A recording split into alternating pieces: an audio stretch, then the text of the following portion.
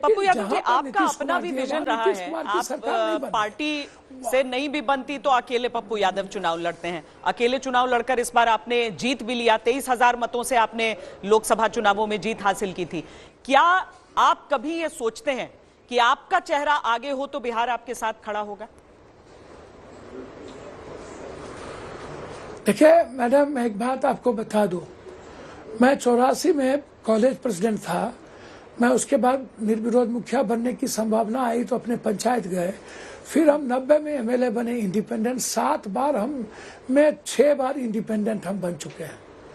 और दुनिया के इतिहास में पहली घटना है जो कभी दोबारा इंडिपेंडेंट एमपी नहीं बनता है। हम लालू यादव जी के साथ 11 विधायक के साथ हम सपोर्ट किए थे। नीतीश कुमार जी को सरकार बनाने में मेरी सपोर्ट हुई थी अकेला। आप उठा करके देख लीजिए कि नीतीश कुमार जी पहली बार सरकार बनाए थे तो पप्पू यादव नीतीश कुमार के साथ है। विपक्ष का नेता बनाने में लालू यादव के साथ भूमिका रही पप्पू यादव की। हम तो इंडिपेंडेंट सब दिन चुनाव लड़े, इन लोगों ने नहीं दिया। फिर हमारा मर्जर प्रियंका गांधी जी हमारे लीडर और राहुल गांधी के कारण हमारी पार्टी का मर्जर कांग्रेस में हो गया।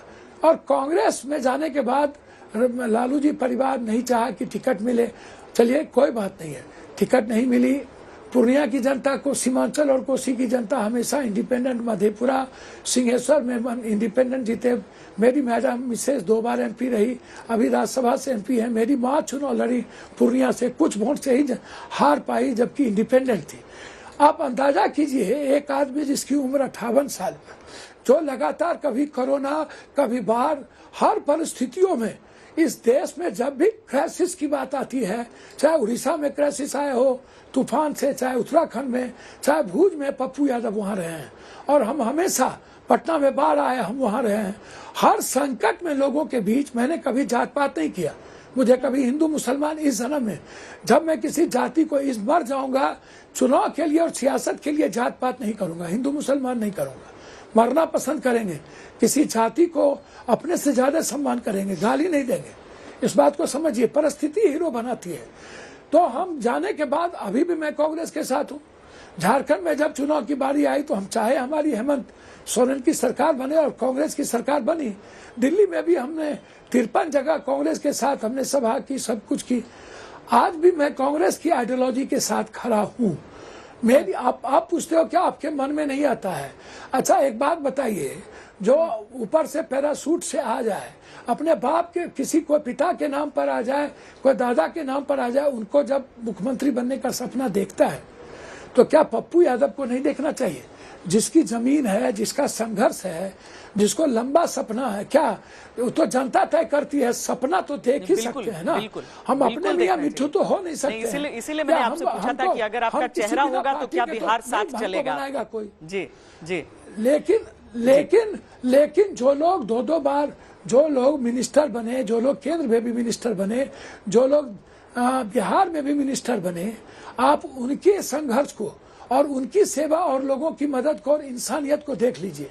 हम जब भी कोई मुद्दा उठाते हैं देश में, सदन में, तो आप उठा के देखिए, वो कॉमन मुद्दा होता है। वो मिडिल क्लास और युवाओं का मुद्दा, गरीबों का मुद्दा होता है। मैं बिल्कुल साफ हूँ। मैं डेमोक्रेसी में, लोकतांत्रिक व्यवस्था में ज्यादा विश्वास करता हूँ और मैं गरीबों की जिंदगी के साथ कोई खिलवाड़ करने नहीं देना। मैं डेली लाखों लाख रुपया बांटता हूँ, लोगों की मदद करता हूँ, चाहता हूँ गरीब की जिंदगी बदले।